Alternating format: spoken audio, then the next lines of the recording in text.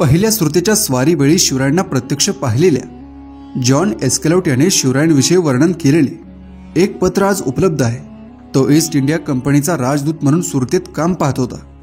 26 जानेवारी 1664 रोजी sir Thomas brown यांना त्याने एक पत्र लिहिले। त्या पत्रात एस्केलॉट लिहितो, 5 तारखेची मंगळवारची सकाळ कोतवालाने वाजवलेल्या भोंग्याच्या आवाजाने झाली। कोणी मोगल सरदार आपल्या 12,000 फौजेनिशी शहराजवळ येऊन थडकलाय अशी बातमी होती। नंतर कळाले तो आलाय। दक्कनातील लोक आणि महामहिम बादशाह ज्याला राजा म्हणून संबोधतात तो आलाय। ज्याच्या नावाने दक्षिणेतील सुलतानांना घाम फुटतो तो येतोय। त्याच्याबद्दल सांगायचे झाल्यास तो उंचीने माझ्यापेक्षा थोडा लहान पण ताट आणि उत्कृष्ट बांध्याचा आहे। रोज व्यायाम करून कमावलेले शरीर आहे। प्रसन्न चेहरा आहे। बोलताना मंद स्मित करतो। त्याच्या लोकांमध्ये तो सर्वात गोरा आहे। डोळे भेदक आणि बोलके आहेत। कठोर, शांत, क्रूर, विचारी, दयाळू अशी परस्पर विरोधी विशेषणे त्याला देता येतील। त्याच्या लोकांमध्ये तो अतिशय लोकप्रिय आहे आणि लोक त्यासाठी काहीही करायला तयार होतात। गद्दारी व चूक करणाऱ्याला तो भयानक शिक्षा करतो।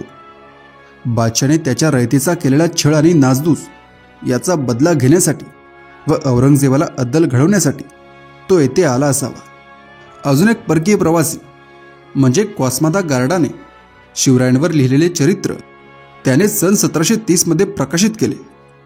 पोर्तुगीज भाषेतील हे शिवचरित्र इसवी सन 1695 साली लिहून पूर्ण झाले होते। सुरेंद्रनाथ सेन यांनी त्यांच्या एका पुस्तकात क्वास्माचा उल्लेख शिवाजी महाराजांचा उत्साही चाहता असा केला आहे। क्वास्माने केलेले शिवरायांचे वर्णन आपल्याला अनेक ठिकाणी सर्रास वाचायला मिळते। तो म्हणतो, राजा कामात जलद आणि त्याच्या चालीत उत्साह होता। त्याचा चेहरा स्वच्छ आणि वर्ण गौर होता। विशेषतः त्याचे काळेभोर मोठमोठे डोळे इतके चैतन्यपूर्ण होते की त्यातून तेजस्वी किरण बाहेर पडत आहे असे वाटते। यात त्याची चलाक, स्वच्छ आणि तीव्र बुद्धिमत्ता भरच टाकीत असे। जोनाथन स्कॉट म्हणतो, शिवाजीराजा आपल्या योजना चातुर्याने आखीत असे आणि चिकाटीने पूर्णत्वास नेत असे। ते त्यांच्या मनातील उद्दिष्टात पूरक ठरेल असेच निवडत असे। त्यांच्या मनातील निश्चयाची माहिती कोणालाच होत नसे।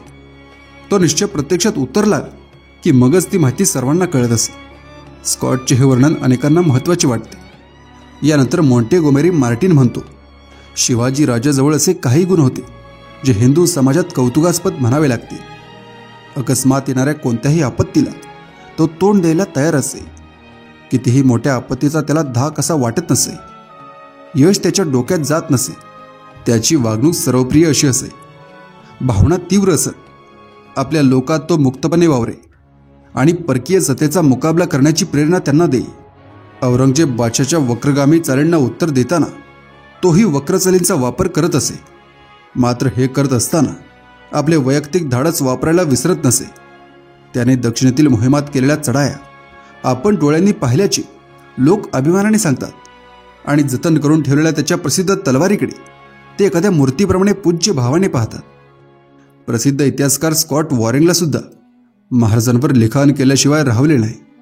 त्यांनी लिहून ठेवले आहे, सैनिक म्हणून शिवाजीराजाची प्रज्ञा इतर आशियाई सेना नायकांपेक्षा श्रेष्ठ प्रतीची होती। त्याच्या नियोजनात 1हून अधिक विजयांचा समावेश असे। त्याचे साध्य झालेले उद्दिष्ट समजूनही त्यातून नेमका किती लाभ झाला असेल हे सहजासहजी लक्षात येत नसे। नंतरच्या मोहिमात प्राप्त झालेल्या विजयांमुळे हे लाभ लोकांना समजत। त्याच्या व्यक्तिगत कामगिरीचे स्वरूप चकित करण्याजोगे होते। अदम्य संयमाच्या साहाय्याने त्याने कोणतीही वाट पायाखाली घातली नाही असे झाले नाही। त्याच्या मागमाग दौड करणाऱ्या सैनिकांना तो गंतव्य ठिकाणी अत्यंत जवळच्या पण अनोळखी रस्त्याने घेऊन जाई। राजाच्या भावना त्याच्या काबूत असत। शब्दांवरून आणि कृतींवरून त्याच्या मनात काय चालले आहे याचा अंदाज त्याच्या लोकांनाही येत नसे। कोणतीही आणीबाणी परिस्थिती त्याला गोंधळात टाकू शकत नसे। कोणतेही संकट त्याला विचलित करू शकत नसे। काही इंग्रज इतिहासकार महाराजांची तुलना तर सिकंदर, हॅनिबल, सीझर यांच्याशी करतात। पोर्तुगीजांच्या समकालीन नोंदीसुद्धा याला साक्षी आहेत। या सर्व गोष्टी ध्यानात घेतल्यास शिवरायांचे व्यक्तिमत्व आपल्या नजरेसमोर ठळकपणे उभे राहते। काळेभोर, विशाल आणि भेदक डोळे, मध्यम उंची, भरीव बांधा, उजळ कांती आणि चेहऱ्यावर सतत स्मित हास्य या बाह्य रूपांबरोबरच शिवरायांची तीक्ष्ण बुद्धी, निर्णय घेण्याची क्षमता, कमालीचे साहस व शौर्य, विलक्षण विचार करण्याची पद्धत अशा अनेक व्यक्तिमत्व गुणांचे वर्णन या प्रवाशांनी करून ठेवले आहे. शिवरायांच्या मृत्यूनंतर त्यांच्या नित्य वापरात असलेल्या वस्तूंचे काय झाले असावे याचाही अंदाज एका उतारावरून आपल्याला येतो. शिवरायांच्या पश्चात त्यांच्या तलवारीला स्वराज्याच्या देवघरात स्थान देण्यात आले. एकूणच काय तर या सर्व लोकांवर धीरगंभीर, पराक्रमी आणि महान मुत्सद्दी म्हणून शिवरायांची छाप पडली होती. काही जणांच्या चर्चेतून ऐकण्यात आलेल्या गोष्टींवरून एस्किलॉट हा शिवरायांचे वर्णन करताना लिहितो. मध्यम उंची आणि प्रमाणबद्ध शरीर, राजा कामात क्रियाशील, नजरेत तीक्ष्ण, भेदक आणि वर्णाने इतरांपेक्षा उजळ असून नेहमी स्मितहास्य करीत बोलतो. त्यांची मान व खांद्याचा भाग पुढे झुकलेला दिसतो. थेवनॉटच्या दृष्टीने शिवाजीराजे उंचीला कमी, पिवळट तपकिरी रंगाचे होते. शिवाजीराजांचे डोळे अतिशय तेजस्वी आणि तीक्ष्ण असून त्यामधून राजाची तीक्ष्ण बुद्धिमत्ता जाणवते. हा राजा नेहमी दिवसातून एकदा जेवण घेतो. त्याचे आरोग्य चांगले आहे. यानंतर फादर डी आर्किन्स म्हणतो, राजा चैतन्यशील पण काहीसा अस्वस्थ वाटतो.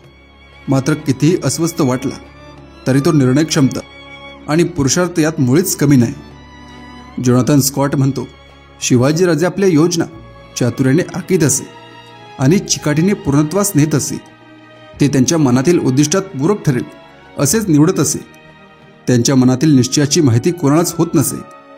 तो निश्चय प्रत्यक्षात उतरला की मगच ती माहिती सर्वांना कळत असे.